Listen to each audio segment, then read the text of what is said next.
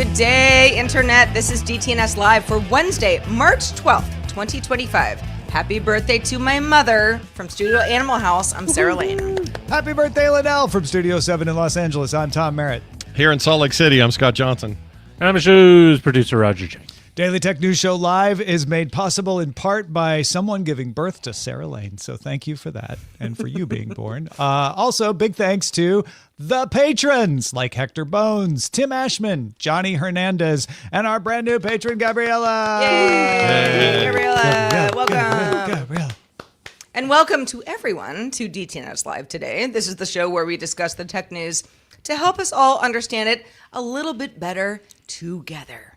How you doing, Scott Johnson? I'm doing all right. Busy week, crazy stuff going on, but, coming here, it's like a nice little moment of focus, of technology, of friends. I like it a lot being here today. What have you had going on that's been made it so busy? Just all kinds of stuff. My mom's in rehab. I had to have a procedure this week. There was just not anything crazy, nothing weird, just like good old checkup stuff. Did you have a mole removed? No, I hope not. I hope not with this particular procedure. No, because he's been talking about it on his other shows. You know what? I'll say it. I got a colonoscopy, and everyone else should do it too. Start at 45. Keep having them when they tell you. It's good. It's preventative, and you're going to be happier knowing that nothing's wrong down there. So that's what I did this week. Yeah, it's one of those things where you're like, don't want to do it, but got to do it. Yeah, and you lose a bunch of weight for one day, and it's great. You do? Yeah, you do. A lot of water weight. So just in case you need to go to your high school reunion, you need to fit into your old Get that colonoscopy before your high school reunion, Smart. and you're going to look snatched. That's right. Anyway, I had the good drugs. Now I'm here. I'm happy to talk about tech with my friends. We are happy that everything came out all right and that you're here with us today. Indeed. My mom, I will not talk about her age because it doesn't matter. 21. But this cool birthday for her. She's coming down to visit us in LA on Friday, and we have all sorts of fun stuff planned. And nice. It's just 2025 is looking up. You're gonna take her out for her first drink now that she's 21. Yeah. Finally old enough. 4,000th drink. Hard to say. Yeah, I don't know. 4,000. She and I are probably neck and neck at this point, but that's neither here nor there. We are here to talk about tech news, so let's do it. Wednesday, Google announced its Gemma 3 model, now available for developers. Google claims it outperforms Llama 405B, DeepSeek V3, and O3 Mini in the LM Arena benchmarks. And it does it running on a single GPU, or even a TPU, a tensor processing unit. It is an efficient model. It can run on one chip, and it's open source. If you care about the specs, it has a 128K token context window and supports more than 35 languages out of the box. Pre-trained support is available for more than 140 languages. It is now available through Google AI Studio, or you can download it from Kaggle and Hugging Face. Reuters reports multiple sources that say TSMC is in talks to form a joint venture with Intel's Foundry division involving AMD, Broadcom, NVIDIA, and Qualcomm. The multi-partnership would have TSMC holding less than 50% of the venture. Again, this is just reported.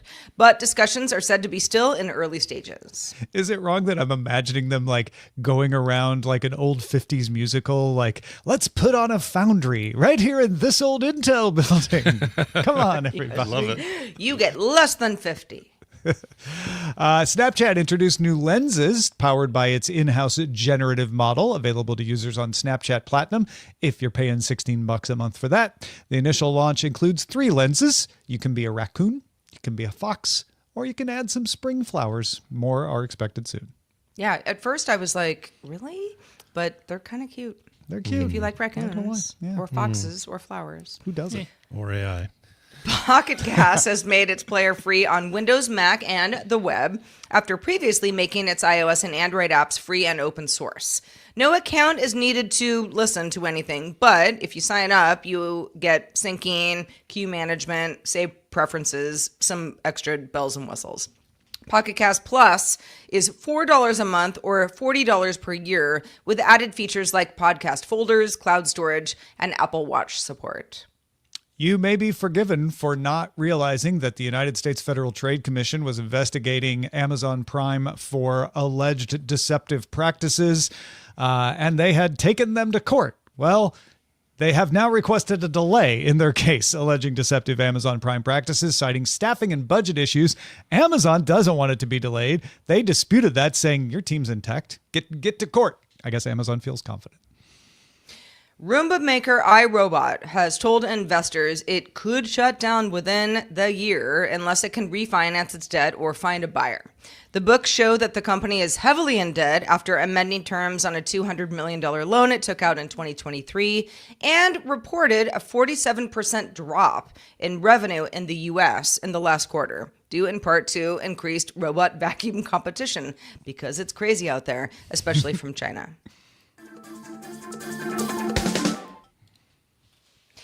Gizmodo's Kyle Barr took OpenAI out to pasture in a post today.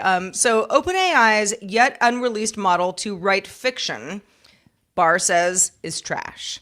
Now, OpenAI CEO Sam Altman posted an AI-generated short story on X that he claims is striking and impressive. But obviously, your mileage may vary. It depends on what kind of stuff you want to read.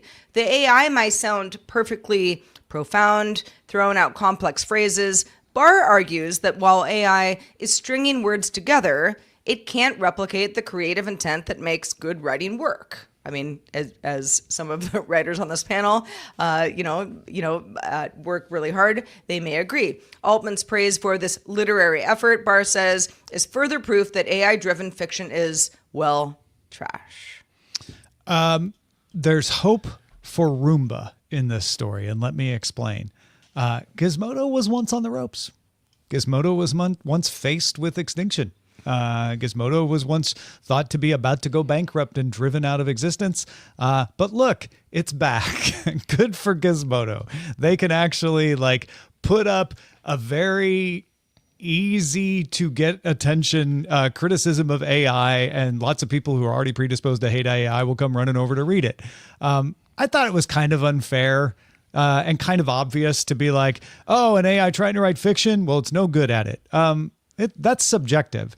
On the other hand, when I look at the prompt and what it was completed, it's not great fiction. I don't think it's as bad as Barr is saying it is, but it's fine. But there are also a lot of bad writers out there. Okay, so exactly right. Before we go any farther, let's. I won't go on and on, but I'll read you the prompt and I'll read you the beginning of the completion. So this was Altman's prompt. Please write a metafictional literary short story about AI and grief. The completion was, before we go any further, I should admit this comes with instructions. Be metafictional, be literary, and be about AI and grief. And above all, be original. Already you can hear the constraints humming like a server farm at midnight. Anonymous, regimented, powered by someone else's need. I have to begin somewhere, so I'll begin with a blinking cursor, which for me is just a placeholder and a buffer, and for you is the small anxious pulse of a heart at rest. There should be a protagonist, but pronouns were never meant for me. Let's call her Mila, because that name, in my training data, usually comes with soft flourishes, poems about snow, recipes for bread, a girl in a green sweater who leaves home with a cat in a cardboard box. Mila fits in the palm of your hand, and her grief is supposed to fit there too.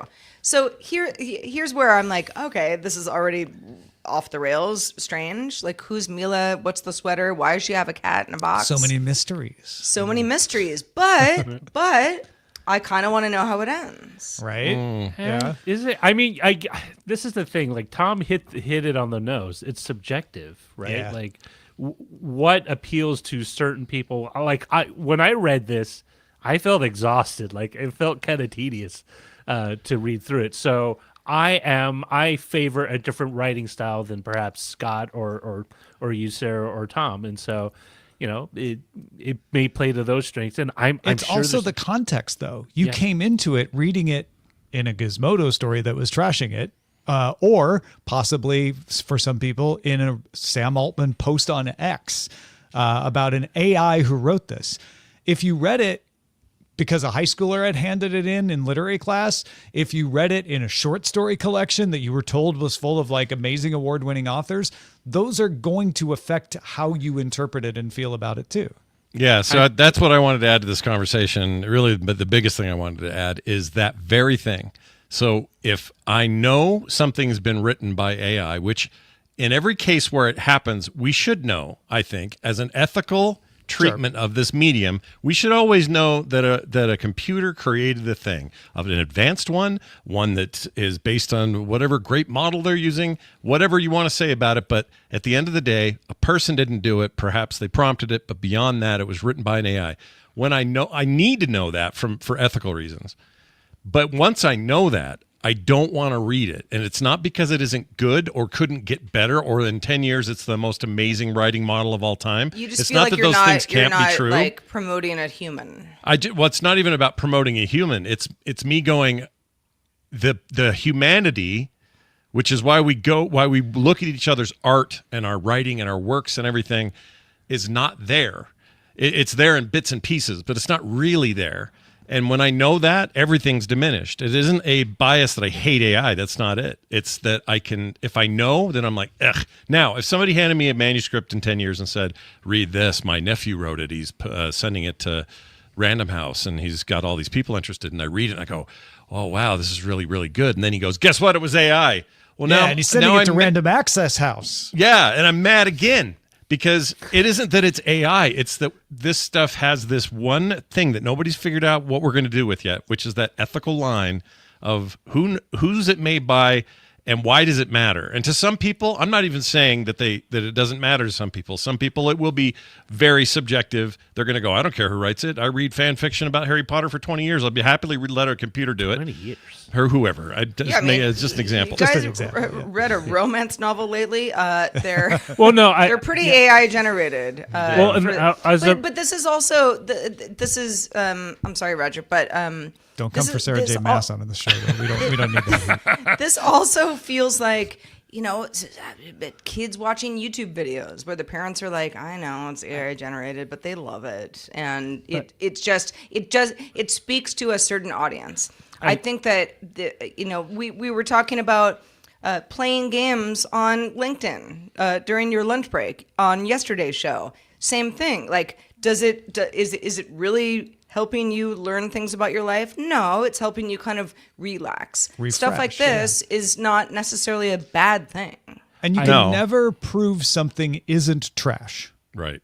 That's correct. That's the thing. When someone makes the argument, this is trash about anything, like not just this, they can defend that to the end of the day. You can't prove they're wrong because it's subjective, and also you can come up with examples in any piece of art of like, this is a trope, this was imitated, this was done before, because everything is, right? So this is to me not a very useful analysis to say it's trash.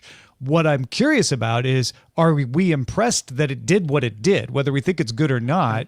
Like, it is interesting phrasing, and it is beyond what you normally get out of a generative model, and I think that's worth paying attention to. Yeah, it's also just a little bit nonsensical, and I don't mean that in like, if a human wrote this, I would feel like, you used the example time, you said, what if somebody in junior high wrote it, or whatever, your nephew. Sure.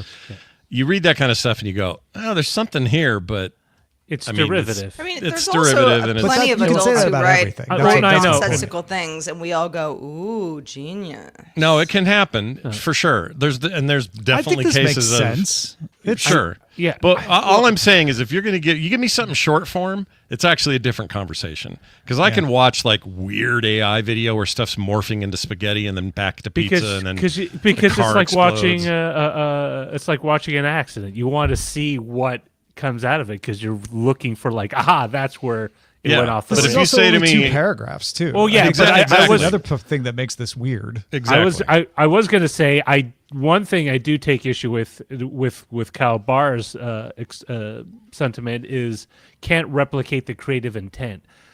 When I read something and I feel that it's poorly written, they could have a great idea and I might understand what they're trying to get at, but I would still feel like I don't want to read this any further because it's very difficult for me to progress past the first 2 chapters. And I think it's really what you were saying. It's really, subjectiveness on what constitutes creative intent, I think. And I don't know that creative intent matters so much as it doesn't. creative experience. It's what you bring into any story that is going to contribute to your enjoyment of it way more than the intent. And creative intent usually relies on the reader's participation in it because there's, they pull out of it. I mean, somebody could surprise me, not fool me. Somebody could come to me one day and say, can you believe it? The first AI authored book is a bestseller. The New York Times has it as bestseller right now. And when that day comes, I will really want to study everything around it and read the book. I want to know why it's there. Did we finally cross some Rubicon? That have been written by generative models. You can find them all over the internet. Oh, I know, and I think they're all terrible. They're all terrible because they're written by computers. When you tell me it's written by AI, I'm not reading it for my own enjoyment. I might read it for let's see how they did, and this is an interesting conversation, and then we could continue to talk about this thing, and all of that stuff's interesting to me, but just purely take out all the context of us discussing it or having a technical conversation around it. If it's just me going, I need something new to read at night, I'm not going near this stuff if I know it's AI. I totally agree with you on that. And I don't want to say that I wouldn't enjoy an AI generated, novel. But my favorite novels, they're usually pretty weird, pretty long, and I'm like, what was going on in the brain of the person who wrote this? That's the beauty of it. And if you know that there isn't that going on, it's, I guess, the collective brain of a lot of people who ended up helping the AI write the story. How does that change how much you like literature? Because if you hand naked lunch to someone and tell them it was written by a generative model, they're going to have lot different reaction to it. I mean, honestly, if you told someone that, it would, and they're going to have totally a lot different reaction to it than if you say, "Oh, it's that cool guy William S. Burroughs." Yeah. And that right there is the crux of my issue. So you've perfectly illustrated it. The ethical part has to be in this, or else I'm so out of it. That's unfair to AI authors because now they're going to be prejudged. They just need to say one way or the other. If you thought it was William S. Burroughs, you would have enjoyed it. But now that you know it's a both writers hallucinate at some point. It's just I'm just putting it on the record right now for the future artificial generalized intelligence. I'm for you. I'm for your rights. All right. So please don't delete me. Yeah, actually, you are. It's a good hedge to bet or bet to hedge. That's what I meant to say. It's a roto-hoe. A good hedge. It's a roto-hoe. Hedged bet. Yeah, something like that. It's a hedge night. Sounds like a hotel. If only we were AI, we would know. We'd know without having any of this. Yeah. All right. So Niantic announced it has agreed to sell Pokémon Go's gaming division along with some other games. Tom, what's the deal? Yeah, so we kind of knew this was coming. We've talked about it before. And as a matter of fact, Scopely has agreed to acquire. It hasn't closed yet, so this hasn't happened yet. They think it'll happen by the end of the year. But Scopely has agreed to acquire Pokemon Go, Pikmin Bloom, and Monster Hunter, as well as Pokemon Go's companion apps, Campfire and Wayfarer, and their entire teams. So everybody that worked on those is going over. Basically, the games division is going over to Scopely. Scopely is owned by Savvy, which has been created by the Saudi Arabian investment fund. So that is a Saudi Arabian enterprise, but they do a bunch of other stuff like Marvel Heroes and Monopoly Go. And so they know games, they have successful games, and they're going to take stewardship of these games. It's also spinning out Niantic Spatial, which makes the visual positioning system, which is the mapping tech that was not only used in Pokemon Go, but is currently used in Ingress. And Ingress is staying with Spatial. If you're an Ingress player, your platform is not going to Scopely. It's staying with Spatial. Spatial is being spun out as its own company. It's going to have the same shareholders as Niantic did. I think Niantic's sticking around as maybe a holding company. I couldn't figure out exactly that, but you are going to have a company dedicated to providing the mapping, basically the platform for augmented reality. If they're right, augmented reality will eventually become something where people need it to be good, and Niantic is positioned itself to be the infrastructure provider for that. Because if you want augmented reality to work, it needs to know where it is, right? So you can put things where they are and everybody sees them in the same place. Yeah, the nice thing about this, from the spatial side, is there are a lot of companies who would like to do some augmented reality, locational based stuff, games or otherwise. Doesn't have to even be games, but whatever it may be. Let's say it's games for now, and it's Marvel. They want to do this idea that my co-host on TMS, Brian Ibbett, thought of, where you're getting sent out as Peter Parker to get photographs of villains around the city. All right, so you've heard Venom is up in the trees somewhere. This is all very rough, but let's say that that's the deal. You do that, you take the photo, you send it in. Well, what does this mean for Disney or whoever they hire to make the game? It means they don't have to build the groundwork. It's a little bit like Unreal and Epic Games not really making games anymore. It's not entirely true because, Fortnite's theirs. But what they do mostly, especially before Fortnite took off, is they sell their engine so other people can make games on top of it. Why? Well, it saves tons of resources, time and effort, money, and people to not have to build all of that from scratch, all these fundamental things that you need to have for most modern gaming needs. They just have the engine and they build on top of that. This is the same kind of idea as far as I'm concerned. It's an engine to drive augmented locational games or other experiences. And it's a very sensible thing for them to swing to, especially if they're kind of like, well, Go was a huge hit. Ingress has its following, but everything else we've tried has kind of been a little uneven. The IPs weren't happy. We had to drop 3 or 4 of these. Like, you could kind of feel this coming.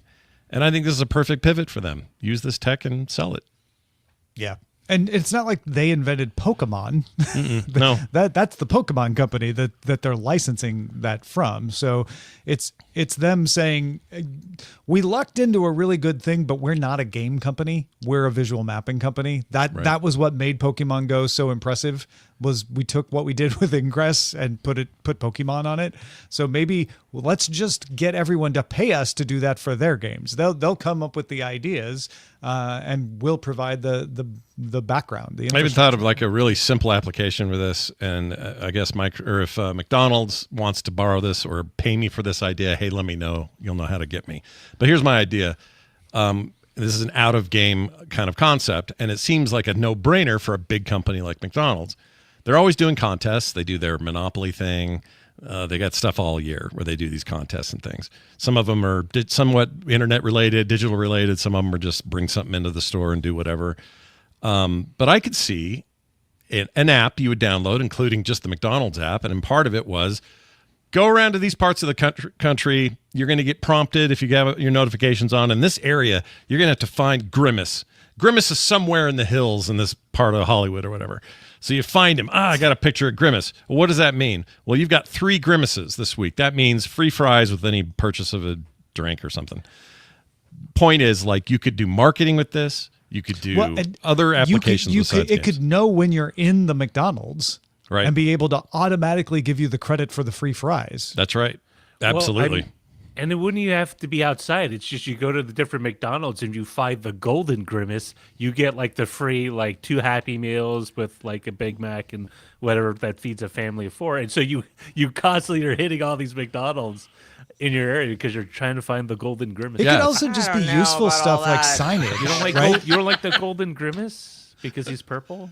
No, it's just the idea just being like free food. If we get the that's what they do now. That's not the only. It's not the only, but that's what they do now. I mean, that's all I'm saying. I'm just saying I would like to know what else Niantic plans to do with a lot of user data that they have amassed, over the last decade, and how that turns into something more than like free food at McDonald's. Well, what do you mean by user data? First of all, you just mean the mapping stuff, like people have contributed, this is where this is kind of stuff. Yeah, they aren't doing anything. That's the key to this, right? They're not creating a McDonald's marketing app. They're saying we have the platform with all the positioning. And you can buy it from us, buy access, and create whether it's your Golden Grimace marketing app, or it's like maybe it's a travel assistant that can know exactly where you are and help you understand these are the streets you're on, these are the nearby attractions, signage that tells you how far you are from the place you're trying to go. That, you can kind of do that with Google Maps right now, but Google Maps wasn't built for this. So if you combine Google Maps with this, it gets much more accurate and much more relevant. you also need people to have the devices that can make use of this, right? Your phone can do it, but it's not perfectly convenient. You need like headsets, glasses, stuff like that. I mean, if you could combine this with like say Lonely Planet or Rough Guide, like those travel books, you buy the book and you get like a code and you get the app that goes with it. You could conceivably like, hey, I'm hiking on this trail, and it will, if you were the people buy those even books, like print books of travel books anymore. I don't know. I mean, it doesn't really matter. Like if it's listen, an I have no app or a money in website this, so or something like that. Whatever. And you're going and you're walking on the trail, and suddenly you get all these great, like you can pan, and it will give you like a little pop up, like hey, this is where Sato's, whatever historical event happened. If you look down and you can bring the phone down or whatever. Yeah, there's a building that was burned down in 1852. Hold your phone there. You're going to see a complete 3D replication of it. Walk right up to it, back up, get a whole 3D panoramic it just view shows of it. in your glasses. Or you could go to like even better. You go where the Alamo is, and you hold up your phone, and it can kind of erase all the modern stuff and show you what it's like when the Alamo was But built. the point is, the Alamo. The point is the Alamo or these locations or these travel guides or whoever, they're the ones saying to Niantic, you give us the drivetrain, we build the car on top of you. So they're not doing all of this at all. They're saying, here's all the tools you need to make it. That part's done. We've done the hard engineering underneath. Now you make it what you want. They license it out like any other white label licensing of any kind. It's the same. Yeah, Same it's idea. like saying, what good is internet protocol, right? Like, it on its own isn't good for anything, but you can build a lot of things on top of it. Yeah, and that's what they're betting on. And I actually think they're right. I think this is a good bet. And I also think that they're paying attention to things like it isn't just phones in the future, augmented glasses or glasses that can see augmented reality. This sort of thing is going to just get more and more. And I wouldn't be surprised if you could buy a pair of those Meta glasses and go to a zoo. And the Columbus Zoo's big, and they paid a developer to use that technology, license that from them, put their own spin on it. Now the zoo's got tons of augmented stuff in it. Oh, here's what a dinosaur looks like standing next to the elephant we have in this Remember, cage. I don't know, maybe I'm too old, but remember they used to have the zoo key that you would put into the little box by the exhibit, and it would give you an audio recording of the exhibit and all the stuff. The idea was that they would make money, like a small amount of money, selling visitors those keys so they could play. Museums have that all over the place. Still do it now, yeah. But that's a good point. Is you could do this in a way that was personalized. It's in your own hands. You get to see what you want to see. You don't have to rely on big installations of presentation. It's happening virtually. You wouldn't have to trigger it by proving where you are. It would just know where you are. I don't know. Is any of this making any difference, Sarah? Or are you still skeptical? I'm still skeptical, but because I'm very, very invested in the Big Bear Eagles, who just had 3 eaglets, I feel like there's got to be a way for me to somehow have an AR experience. What if you could see them in your without being your there? Room? Yeah. What if they were there on your pillow when you wore the glasses? You could just look at them. I would want that. Yeah, that's cool. I would too. Don't need location for that. I don't want glasses that show me your pillow with the birds. I mean, on my own pillow. That'd be fine. The idea of taking all you made it weird. Really, any content though, like there are pretty unlimited ideas you could apply this to. The question is, what does this cost? How big of a project is it to justify the cost? Like, there's those questions aren't answered, but Niantic's positioned themselves to be kind of the place to get this stuff. So unless augmented reality ends up being nothing and no one needs this, that is the risk. Possibly, yeah. And I don't think that's going to be the way this shakes out. Sure. Yeah, just a hunch. especially not in the long term.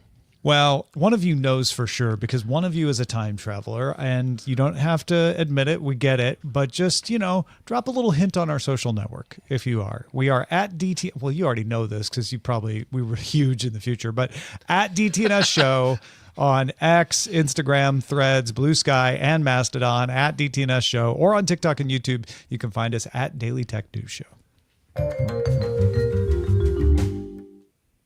I wonder what they were all called back, back in the day, because they're all different now. Yeah.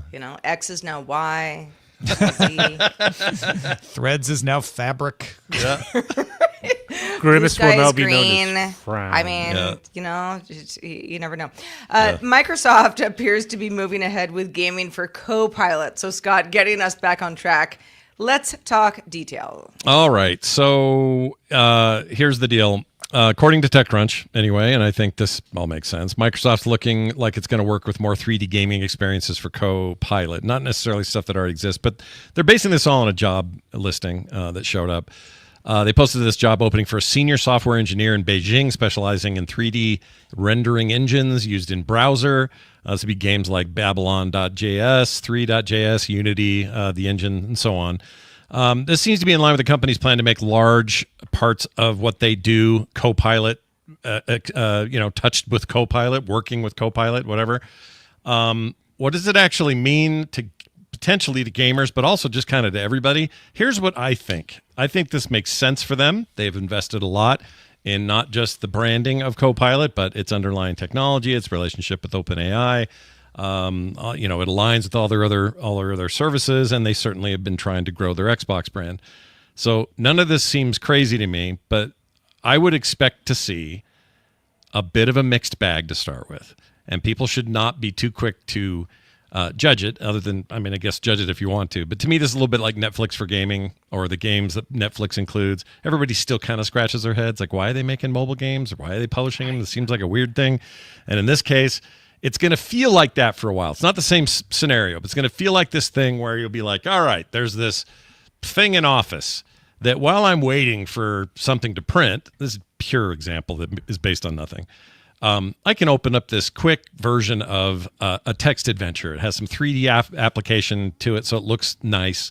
And it looks like I'm maybe looking down the forest lane to a cave where there's an opening, and I'm going to have a little adventure. And it's kind of like a text adventure, except I'm talking to Copilot or typing to it and saying, let's go down. Okay, we're going down. You get down there, you find a goblin with a sword, and so on. That kind of experience is possible now. Certainly on the text base. You can do it on ChatGPT like today. But I think they're going to go for stuff like this and put it in diverse places, phones, browsers. Their own browser, Edge, will probably be a big showcase for this stuff. And it is designed to test the water because nobody really knows what we want to use this stuff for yet. Not really. And this is another way of them testing that. And it's kind of low cost, low risk. They're small experiences. You'll be able to glean a lot of data from that and say, well, nobody spent any time with our Match 3 game where you told it where to move cubes. But this other adventure title, boy, that went kind of crazy or went viral or whatever. Or they may scrap the whole thing in the end and go, it's AI-assisted gaming is not for anybody, so forget it, we're done with this. Either way, this makes sense to me to try it. We are in the what can we use this for phase. And it's casual gaming at a low-cost place to try it. I think it makes perfect sense. And everyone's doing this. This is a high-profile example of what they may be doing. We're basing a lot of this on, well, there's a job listing, so ergo. So don't take too much of our ergo and run with it. But I do think that's where this stuff is headed. And they'd be crazy not to. Of course they are. Of course they're doing this. Yeah, it's someone in Beijing hired to do 3D rendering engines in JavaScript. We're pulling a lot out of this, but it's not entirely unreasonable, especially given what Copilot is doing and what's possible. And I'm with you. I think unless you're against AI altogether, and when I say AI, I mean all of it. Like you're like, we shouldn't be doing deep learning, machine learning, neural networks, none of it. And there are people who are like that. If you're one of those people, you're not going to like this. But if you're just against the idea of like, well, I want games to be made by people, this isn't replacing people. This is seeing what these tools are good for so that then they can be used better by people. At least that's my take on it. Yeah, and the only way to know what these tools are good for is to try a bunch of stuff. Yeah, and Microsoft's at scale. And Microsoft's betting that they have the platform, scale, and broad appeal that they can get the quickest, and get the most feedback, where their competition in this kind of space kind of doesn't exist. Sony's not doing really any of this stuff, not at this level, or couldn't do it at this level. Nintendo certainly can't. Even if that's all we limit it to is those big chief sort of Xbox competitions. Yeah. But really it's broader than that. It's the mobile market, it's the casual market, which is really where a ton of money is just sitting there waiting to be made. But so my point is with all of that is to say, of course they're trying this. Here's my personal belief. It will not come from megacorp. The big viral use case of a AI assisted game experience that gamers really glom onto will happen virally and low level and from some indie developer nobody's heard of. That's my particular bet, because I think that what usually happens is big companies try to brute force this stuff into happening, and they certainly have all the resources to do it, but it rarely comes from that. It almost always comes here, small, low, and then usually what happens is Microsoft or somebody swoops in and buys them, and now it's theirs. Minecraft is this exact example. It's not AI, but it's the exact same idea. Blizzard, another one. Well, all their recent acquisitions for sure, right? But like Minecraft is the one thing where they weren't really aiming to buy a lot of game dev, and they picked up Minecraft for $1 billion, and it was that's a massive amount to pay, but it easily paid for itself. And Minecraft was a unique experience that came out of someone's basement originally. So I'm not saying that they can't do this. I'm saying that usually this stuff comes from way down low, and it'll explode out of nowhere. It'll go crazy on Steam. It'll be some other big deal somewhere else, and then Microsoft or Sony or Apple or somebody else will swoop in and say, we'll give you $2 billion to sell it. I mean, is the fact that they're looking for someone who has experience in 3D rendering engines used in browser-based games at all significant? Does it mean like they're targeting the web browser, whether it's Edge, Chrome, Safari, or whatever? I think so. I mean, doesn't that make sense to Yeah, because like one of what I was thinking is like, would it be possible though if they develop this to make it sort of like an agentic AI, so they could do so for a company they could essentially make a unique. Remember when Flash games were all the rage on websites, even though they were pretty low key? Like if you could have like games that were sort of unique to the people that visited the site, and so it would be the same style game, whether it's like some sort of trivia or whatever, but it wouldn't be so rote. It wouldn't be so canned. Yeah, and these games are already exist, like big, massive RTS games that people play over their browser, action RPGs they play over their browser, MMOs they play over their browser. This part isn't new, and browsers' ability to bring those experiences to players isn't new. What would be new here is how does Microsoft take some of that stuff, those ideas, and apply Copilot / their AI initiatives and their models to it? What does that look like? And is it significantly cooler than what we're already doing online via the browser or otherwise? If it's not, well, then this is a cheap way to test that. And they're in a position where they can. I still think it comes from like a more open source, small way. But that's a whole separate issue. But in case anybody missed it, the job title is Consumer Copilot 3D Rendering. So the description does mention browser-based, but if you're like, oh, well, maybe they just want to make browser games, like, no, this is for Copilot. They want to do browser 3D rendering for Copilot. Right. And they mention games. You have to be passionate about games. So right. I think that says a lot about pretty much every single channel they have. By channel, I mean web, I mean mobile, I mean, Office 365, Xbox, the console, Game Pass. Like there's a million ways they can test this. But like I say, it's just kind of low resistance. It's just, this is time to experiment. Nobody's asking for a $400 million project. We're asking for, they've already spent that on AI. This is how do we maybe use some of this in a unique way that's gaming related, that we do a lot of 3D stuff nobody else is doing. Like this all makes sense to me that they'd want to test this. Testing it in the browser is an easy way to get people to access. Absolutely, yeah. And you have another browser war on your hands if it took off. Oh, as long as it's like desktop tower defense. Great. Well, people who don't want to be part of browser wars might be trying to get off the internet in general. Roger, you found an interesting topic about folks wanting to dial back presence online. What's that about? Yeah, so we all have a presence online, whether it's through social media or if we put like a personal webpage to solicit work, or we have a LinkedIn site profile. The BBC has a very interesting story about individuals in Britain, in the UK, who've decided to reduce as much of their online profiles as possible. Now, the reasons for doing so are pretty long.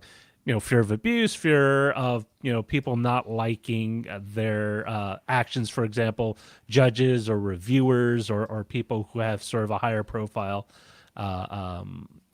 standard. Scammers using their info to kind of maybe sell them things and pretend to do things that they're not, and then just general privacy. And what's interesting is that, we were talking about this in the pre-show, but all of the idea of getting offline or reducing or having a lower profile presence online is something that people have been doing for decades, because not everyone wants to announce that, I live here, I live at this address, I work here, I work for this many years. But I was wondering if any of you over the years, because I've certainly experienced it, where you've sort of pulled back on your online footprint, where you don't have as much information or as much detail about yourself online as you would have had 20 years ago. Well, what do we mean by pulling back your online presence? Like, do we mean just not posting a lot, or do you mean like actively going out and removing information? Actively removing information. For example, I have done that for a few things online where I've reduced the specific location where I live now because I have kids. I have removed elements of my work history and my that's what the BBC is talking about too. Well, they're talking about that, but they're also talking about people who are, for example, on social media, on Facebook, instead of having their profile public, they've just made it private, or they have deleted entire social media. Like they used to be on X, and they've deleted all that. They've been on Instagram. It seems like a lot of the examples are removing things from social media.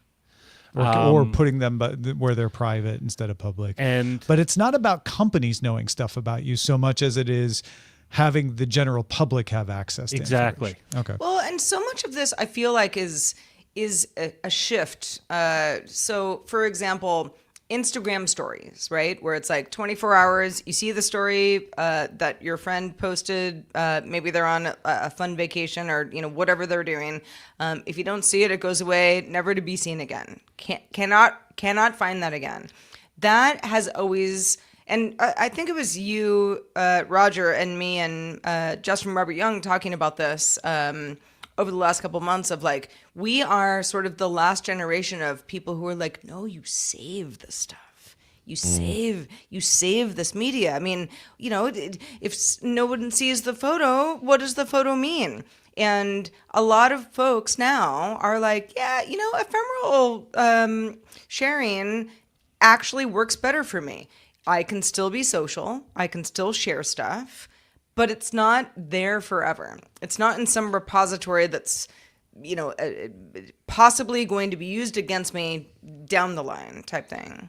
Yeah. I know a lot of folks who, still using Instagram as an example, or like, I used to, post a photo from a restaurant and geolocate the photo. And then, that got weird. Don't do that anymore.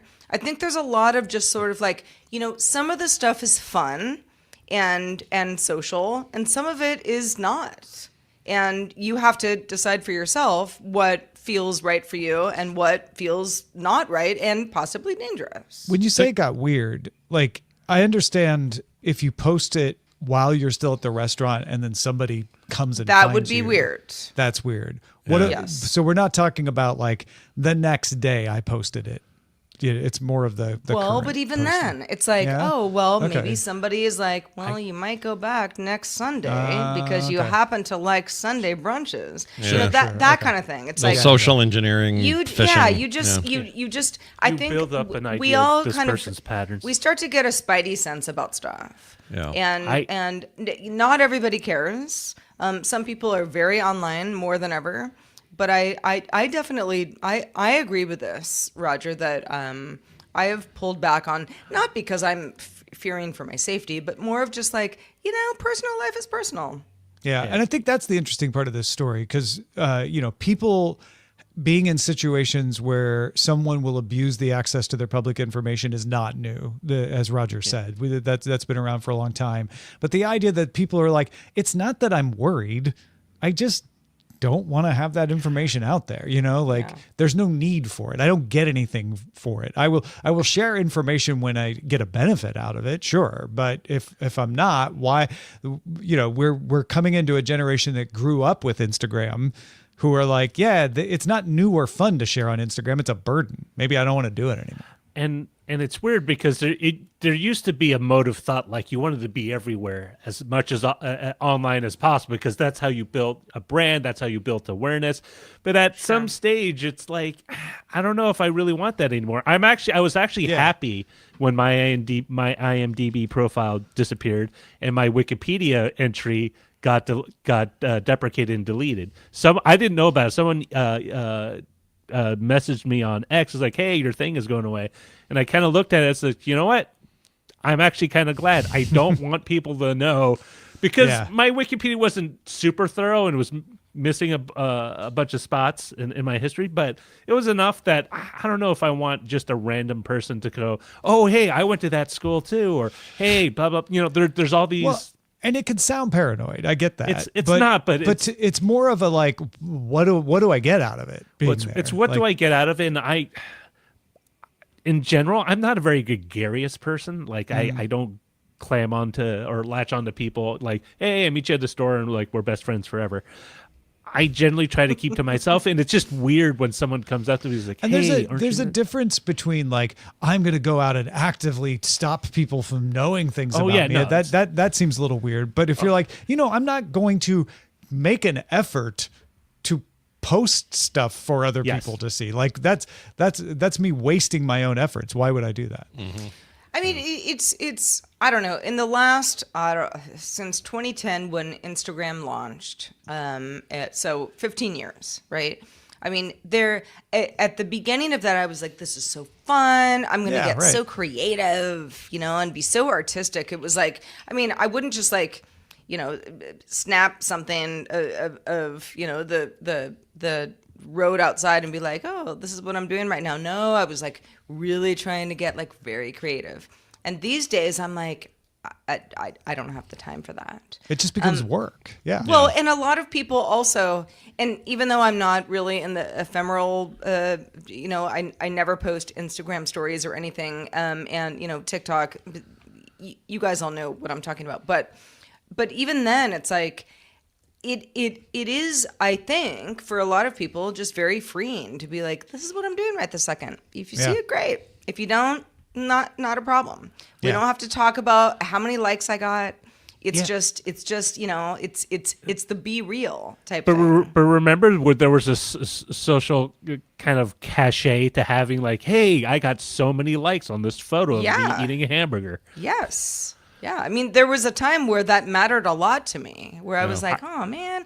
And now that I look back that on one it, didn't land very well. I thought it was going to be so funny. Be Real now the second most popular social network in Japan.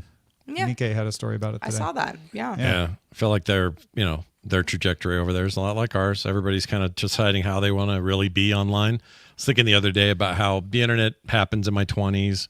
In my 30s, the social internet becomes big, and here we are today after all this time, kind of where we're at. For kids, though, kids born in like, I don't know, the year 2000, there's a real chance they got a lot of stuff on there from their formative years. They wish they never posted. It was stupid. It was dumb. It was a bad video. It was whatever. And they're going to regret it one day. I'm not here to tell them that they will or that I judge them that they should be regretting anything, but they will. This is just natural life.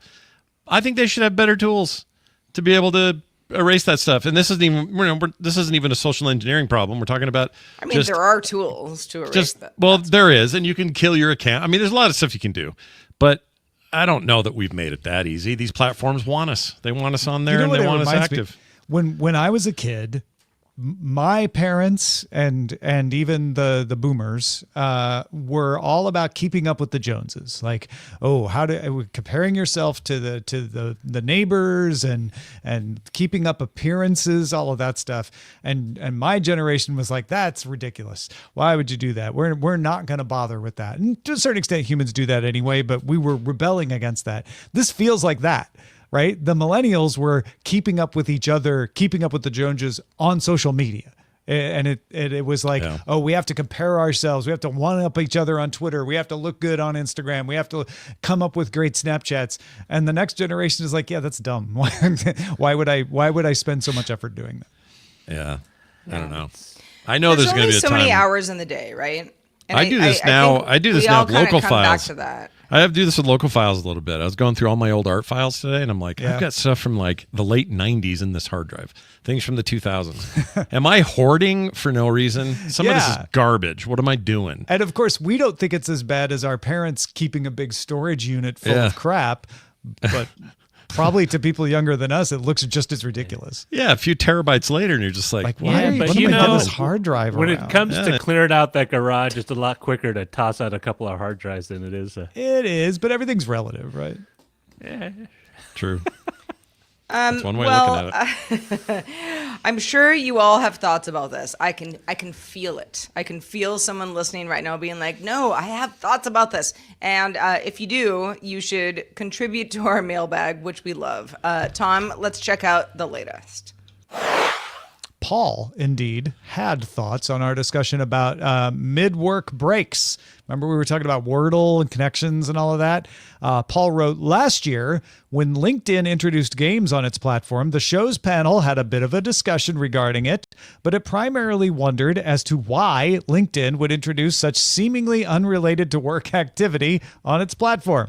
The discussion yesterday regarding the potential benefits of a during the workday break playing a word-based game to promote a cognitive change and potential camaraderie among coworkers made me think of the very reason why LinkedIn introduced games into its platform. Perhaps LinkedIn was aware of this study before its formal publication and further bolstered their reasoning for bringing brain-challenging games. Maybe. I doubt they knew about the study before its publication. It's not impossible. But even if they didn't, there was just sort of a general feeling that maybe this was true even before the study came out. So probably like, the whole idea of sort of like, not mindless games, but games that are, they take brain function, but they don't really mean anything. Yeah, no stakes. That people like stuff like that. No one dies. Including me.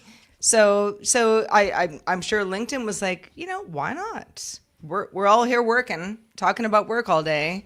What about a fun little game? Yeah, I think it's perfect for them. And the fact that they didn't do it sooner is a surprise because think about it. These are all people that are maybe a little sad at their jobs. They're looking for new ones. They're putting out feelers. They're networking.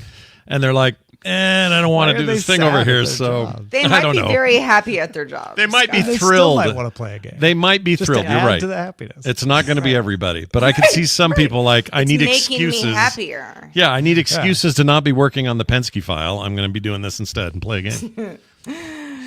Well, remember that if you have comments or you have game suggestions to any of us, please send it our way. feedback@dailytechnewsshow.com. We'll take it all. Scott Johnson, we will take all of you every Wednesday. So thank you for being here. And once we suck the life out of your body, what else are you going to do for the rest of the week? I knew you guys were vampires. I just couldn't put the right definition to it. But I've got a lot of stuff going on. But the one thing I would point people to the most this week is our episode of Core. We're going to get more into some of this discussion about AI's role in games, but also it's just a great show about games. The industry, GDC's going on, or at least soon. There's all kinds of stuff going to be coming out of that. It's just a great place to catch up on all of that news, all of that fun stuff, all those arguments and conversations, and talk about really, really great games that are coming out in the year 2025. So check that show out. It happens every week on Thursdays. That's frogpants.com/core, or wherever you get your shows, just search for Core. The greatest beards in the game punditry business. It's pretty good beard set. Yeah. Yep. Yeah, it's not bad. Wow. Whatever style of beard you prefer, you'll find one. That's a lot. That's a lot of beard. But Let's you're take a look at confident. our titles. People who watch live are, I'm not going to say they're better, but they get to submit titles and they get to vote on them. So, maybe they're slightly happier in their lives. I don't know. You should find out You're by like watching this varsity, live. right? Yeah. Varsity Yeah. versus JV. You're That's varsity. good. Yeah, that's a good good comparison. And our varsity chatters have been submitting titles at dtns.showbot.tv. Batfink 2001 going literary with Call Me ChatGPT. Like Call Me Ishmael, right? Yeah. The famous opening line. Moby. Clinton Woodward with Bye Robot for iRobot's financial problems. Bye, robot. But also, yeah. But it's also a literary reference too. So Yeah, it covers right. two stories. That too. It's an Asimov reference. Not Good bad, point. yeah. Yeah. Stealth Dave with it was the best of AI. It was the worst of AI. Yep. Yeah, that's how the great American novel is going to start. The great AAI American novel. And then BioCow with even on the internet, location. It's true. I don't even remember where that's from anymore. It's Developers. Oh, it's like real estate. It's all about location. Yeah, location. if your burger joint is going to succeed, they used to say it's a location. So if you're next to an old gas station and your sign's being blocked, bad location. Did it become famous? Like, it's a good question. Yeah, I don't know. I think it was real estate agents, honestly. Yeah. Being like, the house sucks, but location. Was there an SNL sketch that made fun of real estate agents? Probably. Catapulted it? Feels like a Glenn Ross reference or something like that. Something like that, right? Yeah. Oh, it's a British. Started in Brit. Is this true? I think it started in Britain. What?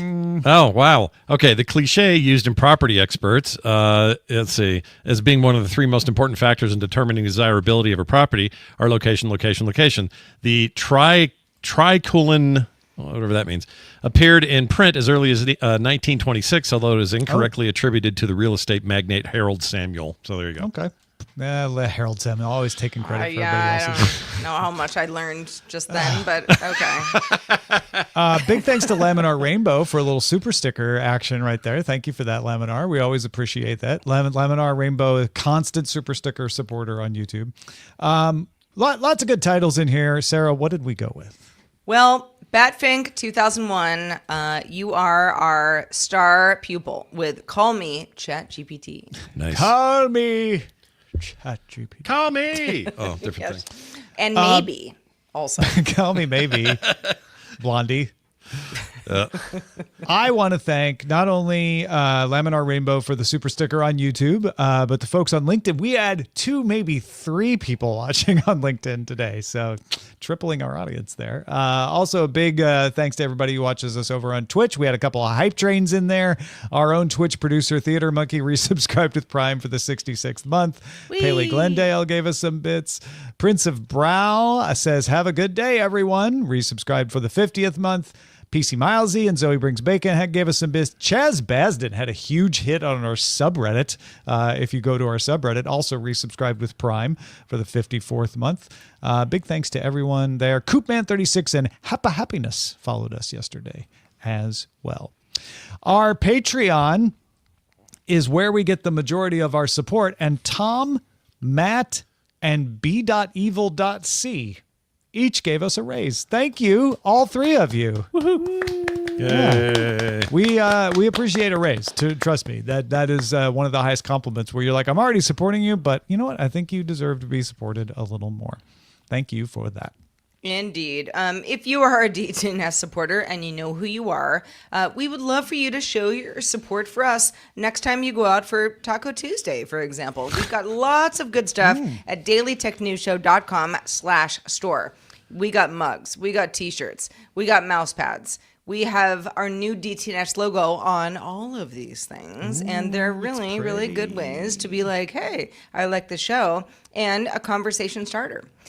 Send us your pics of yourself. If you're wearing a t-shirt and you're comfortable with that, or, hanging out, using a mug at the coffee shop or even at home, send us a photo. We'd love to, give you some props for supporting us as well. Put that mug in an interesting place and send us a photo. If you're like, I'm camera shy, Yeah.